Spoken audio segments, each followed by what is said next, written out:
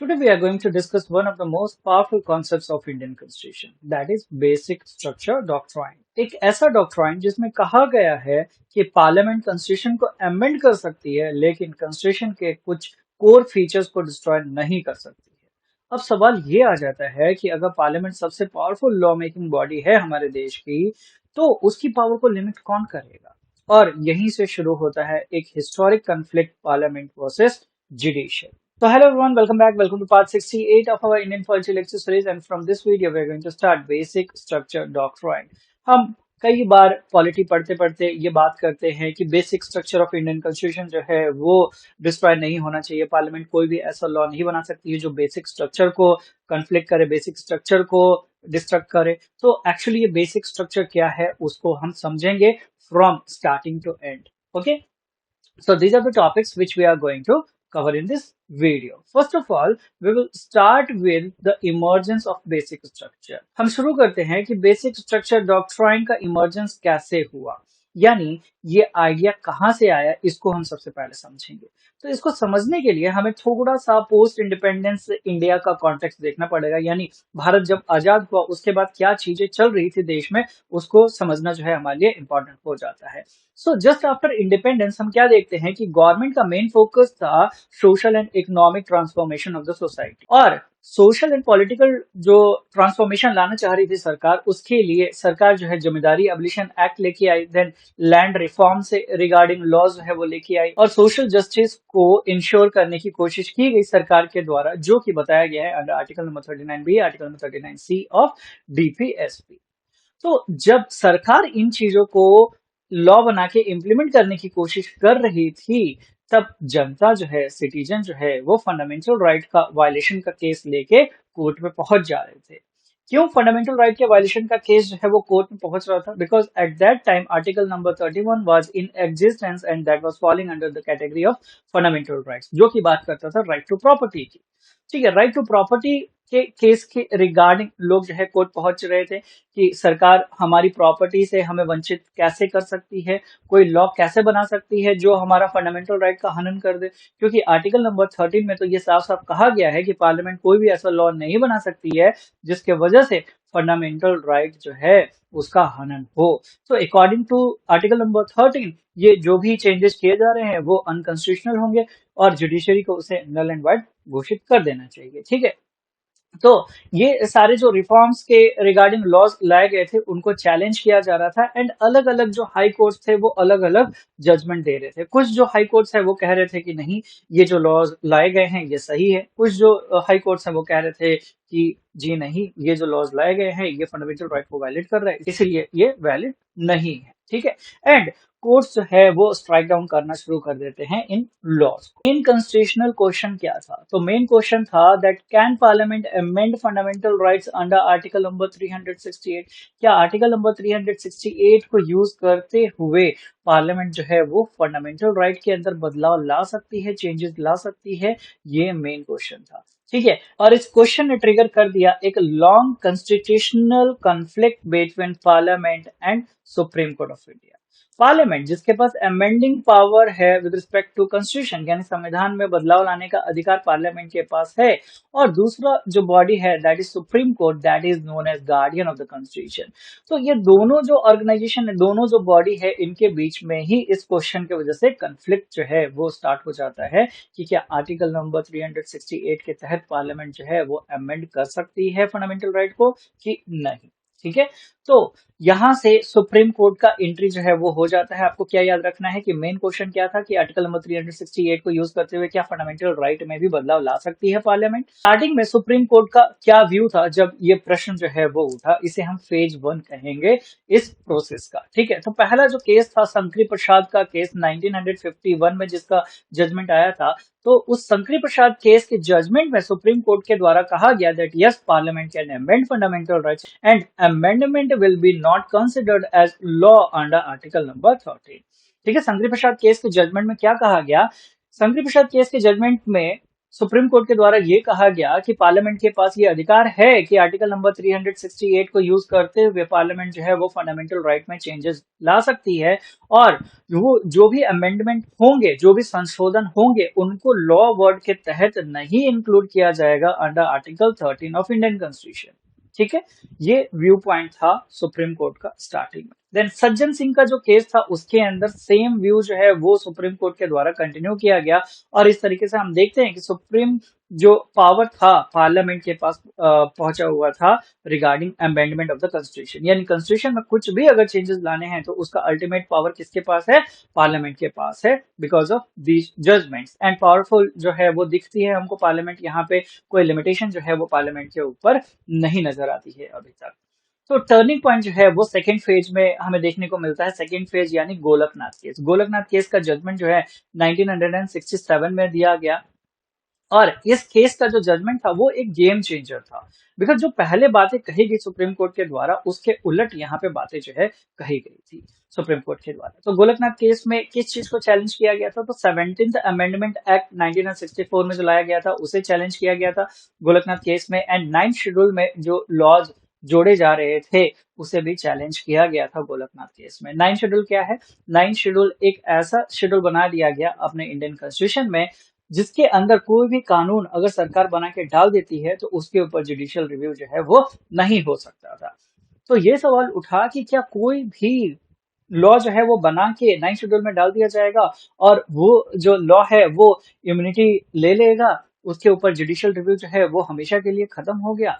तो इस चीज को चैलेंज किया गया था गोलकनाथ केस में। ठीक है, तो गोलकनाथ केस के जजमेंट में क्या कहा गया?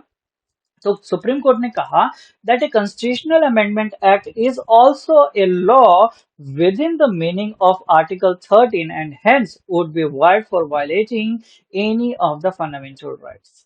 गोलकनाथ केस के जजमेंट में सुप्रीम कोर्ट यहाँ पे क्या कह रही है कि अगर कोई अमेंडमेंट किया जा रहा है तो वो अमेंडमेंट जो है वो भी लॉ वर्ड के तहत ही कंसिडर किया जाएगा under article 13 of Indian constitution, और इसीलिए पार्लियामेंट कोई भी ऐसा लॉ नहीं बना सकती है जो फंडामेंटल राइट को वायलेट करे। और अगर ऐसा कोई लॉ पार्लियामेंट के द्वारा बनाया जाता है तो उसे हम नल एंड वाइड घोषित कर देंगे according to article 13 of Indian constitution. ठीक है, तो यहां से साफ साफ क्या कहा गया? That parliament can not amend fundamental rights. साफ साफ ये कह दिया गया दैट पार्लियामेंट आपके पास ये अधिकार नहीं है कि आप फंडामेंटल राइट के अंदर बदलाव ला सको। ठीक है, और रीजन क्या दिया गया कि अमेंडमेंट जो है वो लॉ वर्ड के तहत ही इंक्लूड होगा अंडर आर्टिकल 13, और इसीलिए फंडामेंटल राइट जो है वो अनटचेबल है, पार्लियामेंट उसको छू भी नहीं सकती। अब ये जो छूने वाली बात थी वो पार्लियामेंट के दिल और दिमाग को छू गई, और कहीं ना कहीं ईगो जो है वो हर्ट होता है। तो पार्लियामेंट जो है वो शॉक होती है, क्योंकि पार्लियामेंट का जो डेवलपमेंट का एजेंडा था, सरकार का जो डेवलपमेंट का एजेंडा था, वो पूरी तरीके से ब्लॉक हो गया इस केस के जजमेंट के बाद। तो ईगो हर्ट हुआ है कि हमें जो है साफ साफ कह दिया गया है कि हम फंडामेंटल राइट को छू भी नहीं सकते हैं, तो उसका जवाब तो मिलेगा। तो पार्लियामेंट ने जवाब दिया। ठीक है, एंड यहीं से पार्लियामेंट और सुप्रीम कोर्ट के बीच में कन्फ्लिक्ट जो है वो होना शुरू हो जाता है। तो पार्लियामेंट ने किस तरीके से जवाब दिया? तो बहुत ही एग्रेसिव वे में स्ट्राइक बैक किया गया पार्लियामेंट के द्वारा, और 24th अमेंडमेंट एक्ट 1971 में ला दिया गया। ये जो 24th अमेंडमेंट एक्ट लाया गया 1971 में, उसके द्वारा क्या किया गया कि पार्लियामेंट जो है वो अपने आप को पावर दे देती है, संविधान में बदलाव कर देती है, और संविधान में ये चीज लिख देती है कि parliament can amend fundamental rights. ठीक है, पार्लियामेंट ने अपने आप को ये पावर दे दिया और ये कह दिया कि पार्लियामेंट जो है वो फंडामेंटल राइट को अमेंड कर सकती है। साथ ही साथ parliament can amend any part of the Indian constitution including fundamental rights, और साथ ही साथ article number 13 and article number 368 में भी क्लॉजेस जो है वो जोड़े गए इस कॉन्स्टिट्यूशनल अमेंडमेंट एक्ट के द्वारा। और ये डिक्लेयर कर दिया गया that parliament has the power to abridge और take away any of the fundamental rights under article number 368 and such an act will not be law under the meaning of article number 13। ठीक है, Golaknath case में क्या कहा गया था कि कोई भी अमेंडमेंट अगर किया जाएगा, फंडामेंटल राइट में कोई भी अगर बदलाव किया जाएगा तो वो लॉ वर्ड के तहत इंक्लूड होगा। तो पार्लियामेंट ने संविधान में ही बदलाव ला दिया, और पार्लियामेंट ने ये क्लियर कर दिया कि फंडामेंटल राइट के अंदर भी हम चेंजेस ला सकते हैं, और जो वो अमेंडमेंट हम करेंगे फंडामेंटल राइट में, that will be not included under the word law of article number 13। तो यहां से क्या बोल दिया गया पार्लियामेंट के द्वारा कि अमेंडमेंट जो है वो लॉ वर्ड के तहत कंसिडर नहीं होगा आर्टिकल नंबर 13 के तहत। एंड इस तरीके से पार्लियामेंट जो है वो डायरेक्ट अटैक करती है गोलकनाथ के केस के जजमेंट के ऊपर बाय ब्रिंगिंग दिस अमेंडमेंट। ठीक है, देन 25th अमेंडमेंट एक्ट लाया जाता है 1971 में ही, और उसके द्वारा राइट टू प्रॉपर्टी जो है उसके ऊपर सरकार जो है अपनी पकड़ और मजबूत करती है। कैसे मजबूत करती है? 25th अमेंडमेंट एक्ट के द्वारा राइट टू प्रॉपर्टी से रिगार्डिंग क्या बदलाव किया गया? तो राइट टू प्रॉपर्टी में आर्टिकल नंबर 31 क्लॉज 2 में ये कहा गया था कि सरकार अगर किसी की प्रॉपर्टी अपने अंडर में लेगी for public purpose, for public use, तो सरकार उसको प्रॉपर कंपनसेशन पे करेगी। बट मार्केट वैल्यू पे कंपनसेशन पे करना जो है वो सरकार के लिए काफी हेवी जा रहा था, क्योंकि हमें ध्यान देना होगा कि भारत उस समय नया नया आजाद हुआ, हमारी इकोनॉमी जो है उतनी ज्यादा स्ट्रांग नहीं थी, हमारे पास उतना ज्यादा फंड नहीं था कि हर किसी को मार्केट वैल्यू के हिसाब से कंपनसेशन जो है वो दिया जाए। तो सरकार क्या करती है कि जो कंपनसेशन वर्ड था अंडर आर्टिकल नंबर 31 क्लॉज 2, उसको रिप्लेस कर देती है विद वर्ड अमाउंट। और सरकार कहती है कि हम अगर किसी की प्रॉपर्टी, किसी की जमीन अपने अंडर में लेंगे तो उसको हम एक अमाउंट पे करेंगे। So this word amount was a वेग टर्म। ये क्लियर नहीं था कि कितना अमाउंट जो है वो पे किया जाएगा, कितना कंपनसेशन जो है वो दिया जाएगा। ठीक है, देन 29th अमेंडमेंट एक्ट होता है, जिसके द्वारा और लॉज जो है वो बना के 9 शेड्यूल में डाल दिए गए। तो अब कंफ्लिक्ट जो है वो सीधा सीधा चलना शुरू हो जाता है पार्लियामेंट एंड सुप्रीम कोर्ट के बीच में। ये डायरेक्ट एक कॉन्स्टिट्यूशनल वार का सिचुएशन जो है वो क्रिएट कर देता है। सो फाइनल क्लैश जो है वो होता है केशवानंद भारती केस में, जहां से बेसिक स्ट्रक्चर डॉक्ट्राइन जो है वो हमें देखने को मिलता है। तो केशवानंद भारती केस का जजमेंट जो है 1973 में आया, और इस केस के जजमेंट के लिए सबसे बड़ा बेंच जो है अभी तक का वो बैठाया गया है इंडियन जुडिशरी में। ठीक है, इस केस के जजमेंट के लिए 13 जजेस का बेंच जो है बैठाया गया था, यानी जजमेंट के लिए 13 जजेस जो है वो हियरिंग कर रहे थे इस केस की। एंड 7-6 से ये जो केस है उसका जजमेंट पास हुआ, और बेसिक स्ट्रक्चर डॉक्ट्राइन जो है वो एग्जिस्टेंस में आया। फाइनल जजमेंट क्या था इस केस का? तो केशवानंद भारती केस में ये कहा गया that parliament can amend fundamental rights but they can not destroy the basic structure of the constitution. Kesavananda Bharati case ने एक कोशिश की कि बैलेंस जो है वो बना के रखा जाए, क्योंकि जुडिशरी एंड लेजिस्लेचर के बीच में अगर कन्फ्लिक्ट होगा तो कोई भी कभी भी जीत नहीं सकता है, और ये कन्फ्लिक्ट जो है वो हमेशा हमेशा चालू रहेगा। इसलिए केशवानंद भारती केस में एक कॉन्सेप्ट लाया गया, बेसिक स्ट्रक्चर का कॉन्सेप्ट, और कहा गया कि पार्लियामेंट जो है वो कॉन्स्टिट्यूशन के, संविधान के किसी भी हिस्से को अमेंड कर सकती है, फंडामेंटल राइट को भी अमेंड कर सकती है, but they have to keep one thing in their mind, that is they can not destroy the basic structure of the Indian constitution. जो कोर एसेंस है इंडियन कॉन्स्टिट्यूशन का, उसे वो नहीं छेड़ सकते हैं, उसके साथ वो खिलवाड़ नहीं कर सकते हैं। ठीक है, तो यहां से हमें क्या समझ में आता है? That parliament has limited amending power. जो पार्लियामेंट के पास अमेंडिंग पावर है रिगार्डिंग कॉन्स्टिट्यूशन में अमेंडमेंट लाने की, वो लिमिटेड है, अनलिमिटेड नहीं है। और वो अनलिमिटेड क्यों नहीं है? Because of this basic structure doctrine. ठीक है, तो यहां से हम क्या समझते हैं कि अमेंडमेंट जो है वो अलाउ किया गया, बट डिस्ट्रक्शन जो है वो अलाउ नहीं किया गया। पार्लियामेंट को बोला गया कि आप अमेंडमेंट करो, आप संशोधन करो, बट आप संविधान को डिस्ट्रॉय मत करो। बेसिक स्ट्रक्चर डॉक्ट्राइन की आवश्यकता क्यों पड़ी? तो अगर बेसिक स्ट्रक्चर डॉक्ट्राइन नहीं होता तो डेमोक्रेसी जो है हो सकता था कि हमारे देश में खत्म हो जाए, डिक्टेटरशिप जो है वो आ सकता था, हो सकता था कि जुडिशरी का जो इंडिपेंडेंस है वो पूरी तरीके से खत्म कर दिया जाए, जो फेडरल कैरेक्टर है, फेडरल नेचर है इंडिया का, वो हो सकता था कि खत्म किया जा सकता था पार्लियामेंट के द्वारा, अगर पार्लियामेंट के पास अनलिमिटेड अमेंडिंग पावर अगर मिल गई होती तो। और मैं ऐसा क्यों कह रहा हूं? क्योंकि जब आप अगला वीडियो देखेंगे बेसिक स्ट्रक्चर डॉक्ट्राइन का, उसके अंदर मैं आपको बताऊंगा practical implication of these things. Because Indira Gandhi का इलेक्शन का जो जजमेंट था, उसके बाद इंदिरा गांधी सरकार ने संविधान में क्या बदलाव किए थे, अपने पोस्ट को किस तरीके से सिक्योर किया था, उससे साफ पता चल जाता है कि अगर अमेंडिंग पावर अनलिमिटेड होती पार्लियामेंट के पास, तो किस तरीके से पार्लियामेंट जो है वो कॉन्स्टिट्यूशन को डिस्ट्रक्ट कर सकती थी, डिस्ट्रॉय कर सकती थी। ठीक है, तो अगला वीडियो जो है वो काफी इंपॉर्टेंट होने जा रहा है। तो इसलिए आपसे रिक्वेस्ट करूंगा कि अगला वीडियो जरूर आप देखें ताकि क्लियर अंडरस्टैंडिंग आपको और अच्छे से मिल पाए। ठीक है, तो हम यहाँ से देखते हैं कि अगर अमेंडिंग पावर अनलिमिटेड हो जाती तो कॉन्स्टिट्यूशन जो है वो मीनिंगलेस हो जाता। किसकी अमेंडिंग पावर अनलिमिटेड हो जाती? तो पार्लियामेंट की। इसीलिए बेसिक स्ट्रक्चर डॉक्ट्राइन लाकर एक लिमिट जो है, एक बैलेंस जो है वो बना के रखा गया है। और हम देखते हैं कि सुप्रीम कोर्ट ने एक सेफ्टी वल्व जो है वो क्रिएट किया, जो कि एक काफी इंपॉर्टेंट और काफी अच्छा रोल प्ले कर रहा है in order to protect the constitution of India. ठीक है, तो सुप्रीम कोर्ट के द्वारा क्या कहा गया? That parliament can amend the constitution but they can not destroy the identity of the constitution. ये हमें याद रखना है। तो फाइनल अंडरस्टैंडिंग क्या हमें लेनी है? दैट बेसिक स्ट्रक्चर डॉक्ट्राइन जो है वो आपको कहीं भी इंडियन कॉन्स्टिट्यूशन में रिटर्न नहीं मिलेगा, यानी भारतीय संविधान में आपको किसी सेक्शन में, किसी पार्ट में ये नहीं मिलेगा कि बेसिक स्ट्रक्चर में क्या क्या चीजें जो है वो इंक्लूड की गई है, बल्कि ये एक जुडिशियल इनोवेशन है जो कि बैलेंस बना के रखता है पार्लियामेंट्री सोवेरेनिटी एंड कॉन्स्टिट्यूशनल सुप्रीमेसी के बीच में।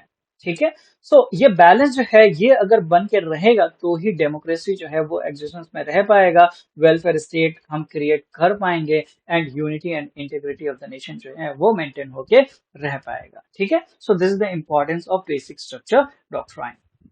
तो इन शॉर्ट हमें क्या याद रखना है, एक छोटा सा रिवीजन हम देख लेते हैं।